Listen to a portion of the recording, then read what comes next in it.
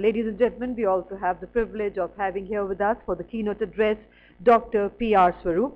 Dr. Swaroop is Director General Construction Industry Development Council and alumni of IIT Kanpur with a doctorate from Rajiv Gandhi Technical University, Bhopal, on evolving a workable model for assessing the business risk in construction operations. As the first CEO of CIDC, he has conceptualized and implemented several good practices in construction industry like the Construction Equipment Bank, grading of construction entities, and HRD in the construction industry. With those words of introduction, I have the privilege in inviting Dr. P.R. Swaroop for the keynote address. Ladies and gentlemen, please put your hands together to welcome Dr. Swaroop for the keynote address. Good morning to all of you, Dr. Rana, Mr. Jain, Chandrasekhar, and all distinguished participants here. It's a privilege being here, and I was just listening to Mr. Jain, and it took me back almost about 16 years.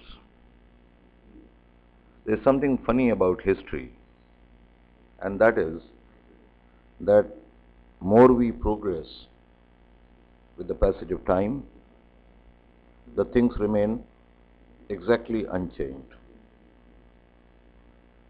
Way back in 1996, when Construction Industry Development Council came into being, one of the major issues that was basically confronting us, and which still is, and I am quite, I would say, distressed to note what Mr. Jain was talking about, that the situation has remained totally unchanged. As a student of mathematics, I did some back-of-the-palm calculations. Interestingly, the banks don't really look at the way they lend money. They don't also look at the way they manage their money. This is a very interesting situation. Insurance companies don't insure the goods, which are basically non-perishable. They would only insure the things which are perishable, and then they keep on suffering the losses and things like that. So when I looked at the overall business that was being projected by Indian Bank Association, IBA, what I realized was that credit versus deposit ratio, it was almost 45-50%. That meant half the money that gets deposited with the banks was actually safely kept with the banks only, never lent out. And that gave me a bit of a confusion, because construction industry at that point in time was basically getting onto an overdrive mode.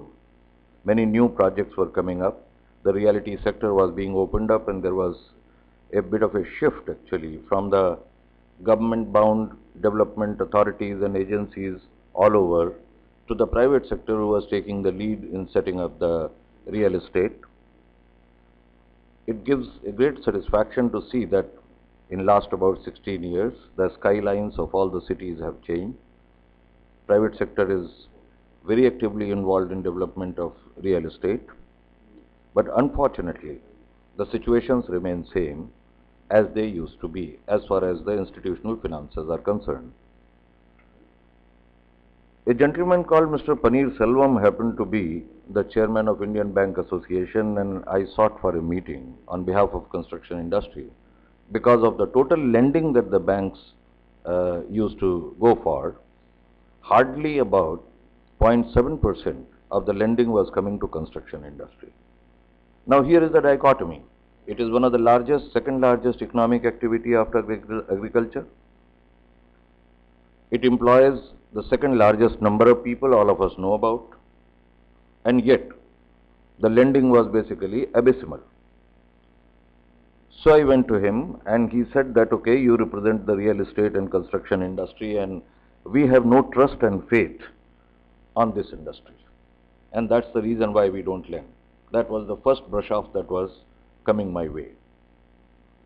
Fortunately, I have the lineage of the Planning Commission, which happens to be the nodal organization of Government of India. So I sat down very stubbornly and started reasoning with him. And then the truth came out.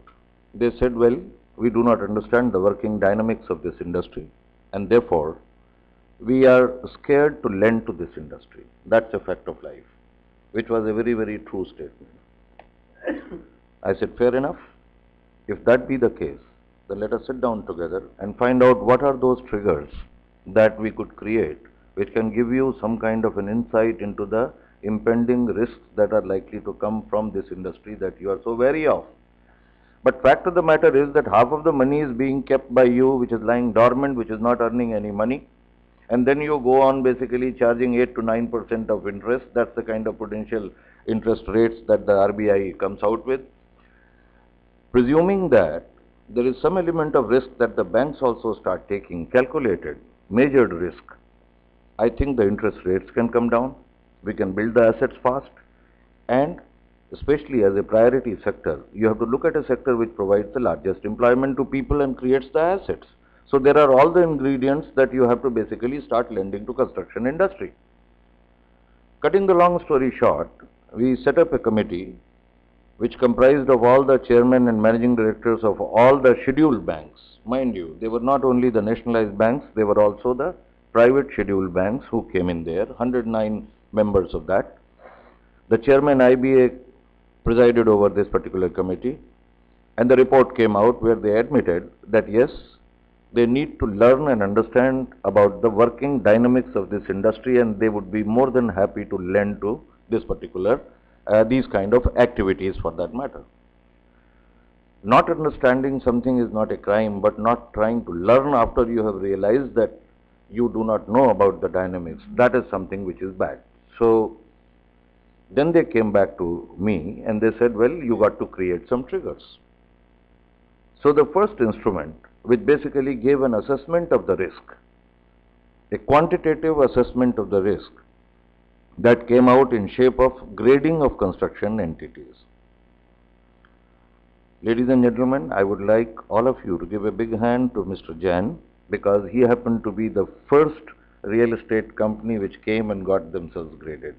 Is that correct, Mr. Jain?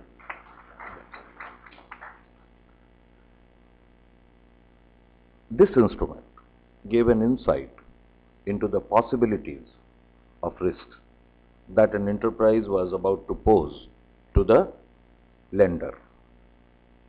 Unfortunately, like it happens in case of banking operations, one set of chairmen go, the second set of chairmen come in, they are absolutely not aware of it, they come from some kind of a regional kind of situation, and the whole thing continued and still continues. And one more dividend that I had been able to get personally out of that was that my research work was on that particular topic, and I was awarded a PhD for the work that I had done.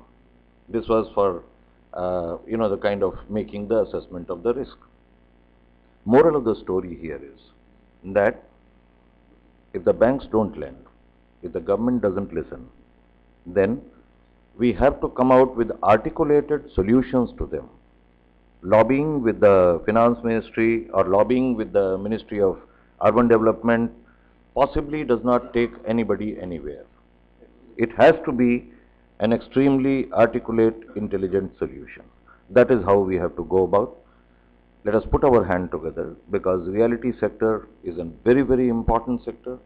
We need to really see that the kind of projected figures of 100 billion or 150 billion or even more, they are achieved, because this is what is going to be good for the nation, and that is what we must strive for.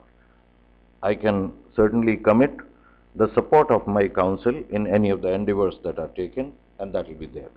Coming to another issue, which basically is an internal situation for the reality sector.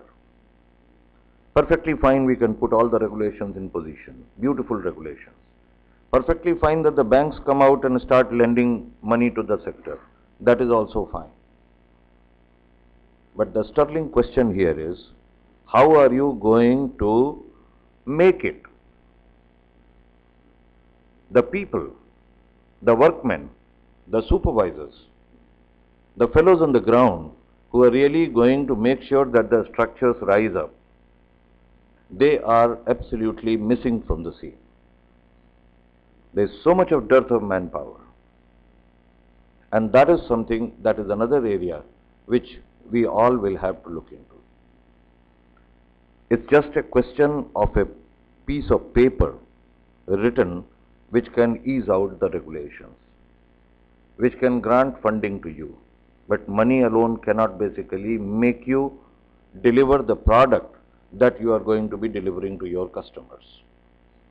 And majority of the projects today, the time and cost overrun, the sufferance that you have there is coming on account of manpower.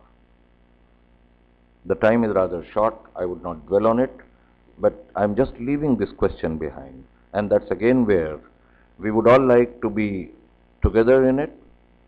Construction Industry Development Council has been working on human resource development in real sense. The people are really trained, tested and certified and given to the industry in a very, very major way. Although the numbers still are small as compared to the requirements, we are talking of something like 40 to 60,000 odd individuals who go out to industry every year, whereas the requirement is probably about 500,000 or even more. So that is again where we have to put our hands together, and I think on that happy note that we'll be working together. I thank you very much, ladies and gentlemen. It has been wonderful.